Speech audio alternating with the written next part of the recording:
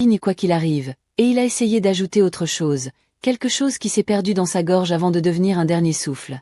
Je suis resté figé près de lui pendant un temps que je ne saurais même pas mesurer, incapable de crier, incapable de réveiller les autres, incapable d'accepter que le dernier adulte qui nous appartenait venait de partir lui aussi, et quand j'ai enfin compris que son silence ne se briserait plus jamais, j'ai senti quelque chose mourir en moi qui ne renaîtrait plus ensuite de la même manière. J'avais 16 ans. Awa en avait 11. Moussa en avait 8. En une seule année, nous étions devenus 3 enfants orphelins dans une maison qui sentait encore le savon de notre mère, le tabac discret de notre père, la sauce qu'elle préparait le vendredi, l'huile qu'il mettait sur ses outils, les habitudes d'une famille simple qui n'avait pas grand-chose mais qui avait au moins un centre, une chaleur, une autorité, une protection. Après leur départ, chaque objet s'est mis à nous faire mal. Le pagne de maman plié dans une armoire devenait une blessure. Les sandales de papa laissées près de la porte devenaient une blessure. Sa radio posée au salon devenait une blessure. La tasse ébréchée de notre mère dans la cuisine devenait une blessure. Même les murs semblaient parler d'eux, comme si la maison refusait encore de comprendre qu'ils ne reviendraient plus.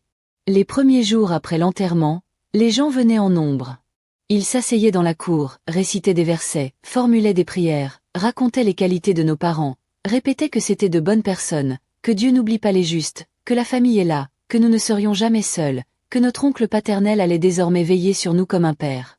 À cet instant-là, j'avais envie de croire à toutes ces phrases, non pas parce qu'elles sonnaient vraies, mais parce que j'en avais désespérément besoin.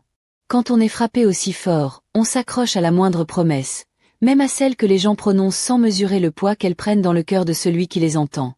Notre oncle, Abdoulaye, se tenait souvent au centre de ces rassemblements. Il parlait d'une voix grave et posée. Il recevait les visiteurs. Il hochait la tête avec gravité. Il disait à qui voulait l'entendre que désormais nous étions ses enfants, qu'il n'y aurait aucun abandon, qu'il était le frère du défunt, qu'il connaissait ses responsabilités, qu'il protégerait son sang avec honneur. Les anciens l'approuvaient. Les voisins le félicitaient presque pour sa posture d'homme debout. Certains lui serraient la main avec un respect nouveau, comme si le malheur des autres lui avait soudain donné une grandeur morale. Je le regardais parler, et je voulais y voir un refuge.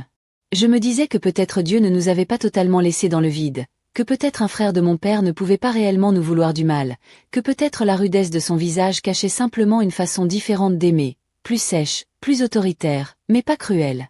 À 16 ans, même après avoir vu 2 cercueils entrer dans sa vie, on reste parfois assez naïf pour croire que le sang protège encore quelque chose. Le changement a commencé si discrètement que j'aurais presque pu le manquer si je n'avais pas été obligé de devenir attentif à tout. D'abord, il y a eu sa manière nouvelle de regarder les pièces de la maison, non plus avec la tristesse d'un frère endeuillé, mais avec l'évaluation